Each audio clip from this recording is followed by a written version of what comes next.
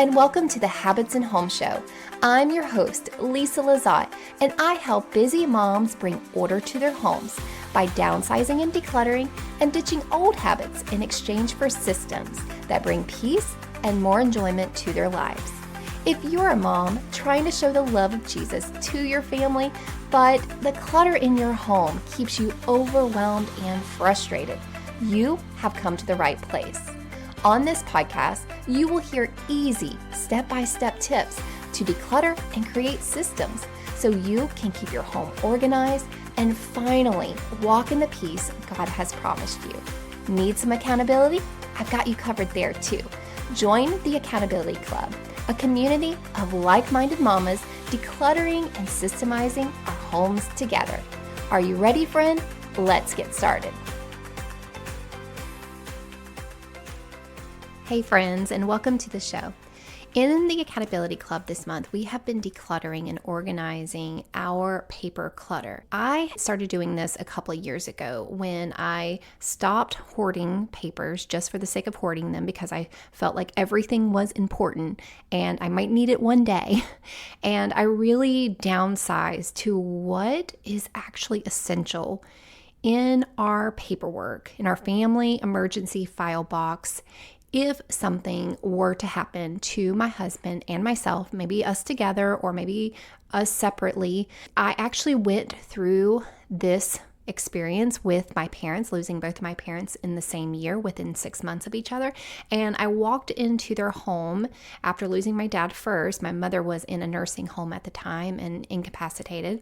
And I walked into his home, and granted, I was pregnant with my third child. I was 8 months pregnant. And so he passed away unexpectedly. He lived on his own, and I walked into his home and we couldn't find anything. We couldn't find any of his paperwork, and nothing was prepared. To this day, there might be things out there that are unclaimed. We tried our best to do as much as we could and take care of his affairs, get the life insurance that he had and such. But that moment, that experience that I went through really encouraged me and prompted me to take care of things while I'm healthy, while I'm living, obviously while I'm living, but while I'm healthy, while I'm in my right mind, even as young as I was at the time when I started doing this. And I still consider myself to be pretty young. So please don't think it is ever too early for you to get your family affairs in order. And so I started this process so that was 2013. So almost 12 years ago, I started this minimalist journey. Not only was it paperwork that I wanted to minimize, but it was also the things in our home because my parents just left me with a lot of things that I had to make decisions for. They weren't prepared, plus I was pregnant, and I would never want to put my own kids in that situation. So that's just a little background of my journey and why this is so personal to me, what I teach you, because it's what I actually live out. So to get back to what I was saying, as far as every February in the Accountability Club, I make decluttering our household papers our challenge for the month. I circle back around every February when this comes up in the club. I actually do this myself. And so for me, for my household paper filing system, even though it's very minimal, it can always be improved on. It can always be taken to the next level, going a level deeper in your decluttering and your home organization. So even though if you're circling back to a space again, I don't want you to think that you didn't do it well the first time. Maybe you're just at a different season of life. Maybe over the year since you've tackled that room or that closet in your spare bedroom, maybe you've grown as a person. Maybe your mindset has shifted. Maybe you've lived in the little bit that you've taken away and you've gotten comfortable with it. And now you're ready to challenge yourself to go a little bit deeper and to shed off a little bit more weight, right? So please know that decluttering is never a one and done task. It is a process. And with each round, you get better and better at it. I am working with a sweet client on her garage. We've been working on her garage over the past couple of weeks. And it's so funny. Every time I get on the call, she's like, remember that thing a couple of weeks ago that I said I was going to hold on to? Well, now I'm ready to let it go. And the same thing will happen with you as well. Like, even though you might hang on to something right now, the next time you circle back around to that room or to that drawer or to that closet, you will be ready to let go of some items that you weren't ready to at first. So please know that you are going to build some decluttering muscles. You are going to strengthen your letting go muscles. So I'm just going to give you kind of like paint a picture of what it looks like the first time around, like the first round of decluttering, what that might look like, what steps you might take, what things you might get rid of, and then compare that to the second time around. So the first round of decluttering, you might remove obvious clutter like trash, broken items, things you don't use. You might organize what's left and with quick fixes, right? You might feel emotional resistance to letting go of certain things. That's going to happen the first time around. You might keep things for just in case. So like these just in case items, when you're doing this for the first time, all of those emotions and all of those feelings are going to come up, and they are completely normal. There's nothing wrong with you, and you don't need to be so hard on yourself. Just face it, you are going to keep items just in case. So I want you to focus on making progress instead of being really hard on yourself. Okay, so what does it look like when you take it to the next level? Like the second round, when you come back around to different places in your home, you're going to let go of things that were too hard the first time around. You're going to be more intentional with what stays and only keeping what truly adds value to your life. You're going to create more efficient systems because you've lived in your space after you've decluttered it and you've realized what works and what doesn't work. And so you're going to refine your system in that space. You're going to address habits that maybe you're not keeping up with that space after you've decluttered it the first time around. And so your habits aren't developing like you would like them to, and you still can't keep the space tidy. So that might prompt you to declutter and let go of even more things so that you can get that space to the capacity that you are able to handle it. That is something that drives me a lot to continue decluttering and letting go of things in my home. If I cannot develop the habit to easily maintain that space to my standard and how I want it to look, then I know that I still have too much stuff. Okay, so the second time around, you've lived in that space a little bit and maybe you're not maintaining it still, then I would suggest letting go of more things. So you are going to feel more confident in making decisions about your stuff the second time, third, fourth, and so on when you come back to declutter those spaces. So I want to dive into 5 ways to go deeper in different areas in your home. So your clothing and your closet. So the first round of decluttering and organizing your clothes and your closet, you probably will keep most of your clothes and only toss the obvious items that you never wear. That's probably what it looks like the first time around. Unless you're working with a coach or an organizer, in that case, you're probably going to be able to get rid of more. I've always found that when I'm on my virtual decluttering sessions with my clients, that they just feel like they have the permission and the capacity and the ability to get rid of even more things. I've always loved that in the past when my clients say, I don't know why I feel like I have the courage or I have the strength to let go of things, but for some reason, having you on the call with me, doing this with me, I feel so much stronger of letting things go. So in the next level, like let's say level 2, when you're coming back, or the next round, when you come back to your closet and your clothing, you're probably going to be ready to let go of items that doesn't fit your current lifestyle and that probably doesn't make you feel good or that requires too much maintenance. I do not like clothes that have to be dry cleaned. That's just not my lifestyle. I don't like clothes that have to be ironed. I am a low maintenance clothing kind of girl. Now, as a pro tip, if you want to try a capsule wardrobe, that's great. A capsule wardrobe, if you're not familiar with it, is something that you kind of like have a certain number, or you have a certain look, or you have a basic outfit that is like your go-to outfit every day. Then you might want to try that if that feels good for you. But I find a capsule wardrobe to be very restrictive, and I just kind of like, I don't know, I lean into what can actually fit comfortably in my closet. I have a small closet, and so I'm like, oh, okay, if clothes are being shoved in here or squished together, then I obviously have too many clothes. Or if I run out of hangers, or if I just want to challenge myself to let go of even more so that there's more breathing room. Now, some of y'all have really large closets, and there is not a certain number of clothes that you have to get down to. It's really based on your capacity of being able to manage your clothes. So if you're not managing your clothes well, then you might want to decrease the number of clothing that you have. Okay, so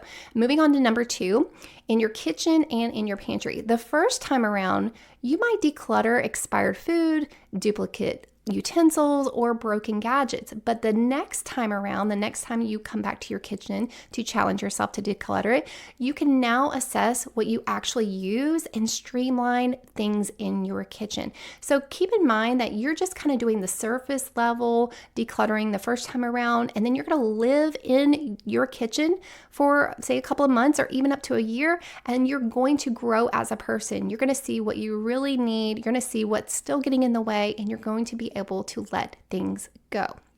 Area number 3 will be your kids' bedroom and their toys. So the first time around, you probably just donated broken and unused toys, but you probably kept too much stuff for just in case. Oh, what if my kid misses that item? Oh, let me keep it just in case. Or these are our fantasy toys. I really want my kid to play with these even though they're not playing with them. Okay, that's probably what the first round looked like. So the second round, after you revisit their bedroom, is now you're probably ready to minimize even further and focus on the quality of those items over the quantity of how much they have. You're going to be in a different season of life. You're going to have grown as a person in this minimalist journey. Now, when I say minimalist journey, you don't have to be straight up minimalist, but just kind of having that minimalist mindset of getting your home down to what is within your capacity to be able to manage it as the person you are. All of our like quote unquote minimalism looks different. Like my minimalism probably looks a little bit more extreme than others because I know my personal capacity. I don't have the mental and emotional and physical capacity to manage a lot of physical stuff. And so I have to pare down a lot in my home and get it to be a very, very minimal place for me to be able to manage. Your minimalism might be a little bit more stuff because that is what is minimal to you. So keep in mind when I say minimalist, it is not super extreme. It is based on your own personal needs and your own personal capacity. Okay. So maybe you take your kids' toys to a little bit more of a minimal level because they're truly just not playing with it. And you are facing the facts that you have been holding on to some things because you desire for them to play with it and they're really not. Number 4, paperwork and digital clutter. So a couple of years ago, I created a family file box. Last year, I decreased it by half of the files in that box. This year, I didn't really need to take anything away. I actually wanted to add to it. So I didn't necessarily declutter anything, but I took my organization to the next level. I added a couple of categories, one of them being our bills. I did not have a folder for bills. I do not believe that we need to hold on to payment stubs or anything like that because everything is recorded electronically and we can access any of our finances through our online bank account or even logging into our providers to be able to look at the bills in our accounts that we have through them. So what I did to take it to the next level is I printed out a cover letter for every bill that we are paying each and every month because I thought about it. If someone were to come into our home, say my in-laws, because that's who I've designated to take care of our affairs if something happens to us, if they were to come in, they wouldn't have any record of what bills we pay each month unless they log into our bank account and they stop those payments. So what I did is I created a folder for bills and I printed out a cover letter of every provider that we pay each and every month. And on that cover letter, I have added things like the username, password, the policy number, the contact information, telephone number, and as much as I can. But it's only one cover letter. It's not the entire book or the entire packet of what is contained inside the policy or the service that we are being provided. So I created a folder that is called bills, and I have printed out a cover letter for each provider that we pay each and every month. So that is something that I didn't have, that I took my organization to the next level this year, and now I feel next level organized in that area. So the first time around in your paperwork, you might just downsize from a tall filing cabinet to just your family file box. That's something that you might do the first time around. Second time around, you might do something like I did and create a new category and get a little bit more organized. In your digital clutter, you might just change the home screen of your phone to black. That's something that I'm really big on, changing the home screen of your phone, the one where your apps are contained, changing it to a black screen. It really reduces the appearance of clutter on your phone. I did that for my husband just recently, and he's like, oh my gosh, that made such a difference. And I'm like, yeah, I've been trying to tell you this for months. Change the home screen of your phone to black. So then the second time around, you might realize, oh, there's a lot of apps on my phone that I don't really need. I can actually remove them altogether or just take them off the home screen and send them to the app library, which is still on your phone. It's just not on your main home screen. And I personally recommend that you treat your phone like a tool. And for me, the purpose of my phone as a tool is for communication. So on my home screen, I just have apps that are used for communication for my business, for my kids, for my husband, and everything else that doesn't fall into that purpose of communication just gets put into my app library. All right, the last area that I'm just kind of giving you some ideas of how you can take your organization and decluttering to the next level is your storage areas, like your garage, attic, basement. So the first time around, you just kind of like take everything out and you do a spring cleaning and you put a lot of it back. You might just like sweep everything out. But then the second time around, you're like, oh my gosh, there's so much stuff in here that we have not used in a year. I'm ready to let it go. So things like hobbies that you've bought equipment for that you end up not ever doing, and you can't bring yourself to do it. So you let those things go. Maybe duplicate tools that your husband has. Maybe it's flower and planting pots. I know that's something that I have had to declutter often throughout the years. Is I have these grand ideas that I'm going to be a great gardener. So I store up all of these planter pots and bags of soil and all the tools, and I end up not using them because that's just not the season of life that I'm in. So yes, I could save it until I'm like in my 50s or 60s and I actually take on that hobby to be a great gardener. But I can just go ahead and trust that I am going to have the ability to acquire those things when I need it in the future. God is going to bring that back around to me when I am ready, right? Okay, so those are the 5 different areas. I've kind of given you an idea of what it looks like the first time around. If you are on that first level or that first round of decluttering, then just take a deep breath. It doesn't have to be be perfect the first time around. Know that there's multiple rounds that can happen, multiple levels of decluttering that can happen later on in the future. If you are on that first round of decluttering and you do need some help, I do recommend jumping inside the Accountability Club. It's my group coaching program. We tackle one theme or one area every month. This month was our paper clutter. Next month is going to be sentimental items. So if you're interested in decluttering with me, that is a great place to go. Or if you're not a group person, I do offer one-on-one coaching. It's a little bit more of a premium service and you get a lot more of my attention, but some people don't like working in groups, and so I like to offer that as well.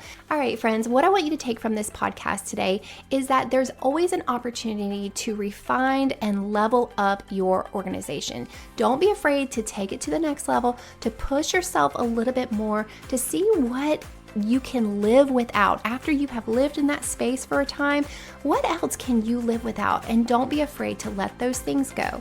And the more that you get yourself organized, the more secure you are going to feel in your home, the more put together you're going to feel. Okay? All right, I will see you right here next time on the Habits and Home Show. Hey friend, before you go, I wanted to tell you more about the Accountability Club. Each month, we'll tackle a new space in our homes and work together to declutter and set up systems so we can easily maintain order without getting overwhelmed. You'll get a new decluttering tutorial each month, the coaching and accountability you need to actually follow through, and encouragement without judgment from other Christian moms in a safe environment. And guess what? The entire club is off of social media, so you don't have to worry about distractions the world may throw at you. Sweet friend, if you're feeling stuck in your decluttering journey, this is the place for you. Click the link below to try out the Accountability Club and start decluttering today.